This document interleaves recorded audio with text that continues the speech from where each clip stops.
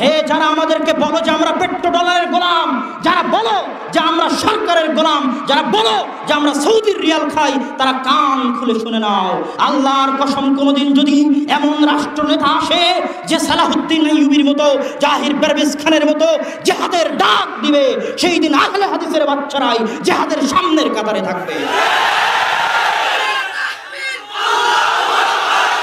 আমাদের পূর্বপুরুষরা কাপুরুষ ছিল না, ইংরেজদের বিরুদ্ধে আমরাই জিহাদ করেছি।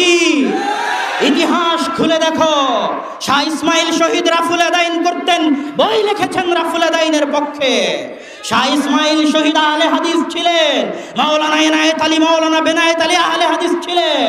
রাজশাহী, মালদা, মুর্শিদাবাদে 12 বছর দিনের দাওয়াত দিয়েছেন। এই জন্য এই অঞ্চলে এত আহলে হাদিস। মাওলানা সানাউল্লাহ মির্জাশরী আখবারে আহলে হাদিস পত্রিকায় লিখেছেন এই অঞ্চলে এত আহলে হাদিস কেন? কারণ খুঁজতে গিয়ে আমি দেখলাম জিহাদের নেতা মাওলানা বেলায়েত আলী, মাওলানা এনায়েত আলী এই অঞ্চলগুলোতে 12 বছর দিনের দাওয়াত দিয়েছিলেন। আমাদের পূর্বপুরুষরা জিহাদ করে দেশ মুক্ত করেছে।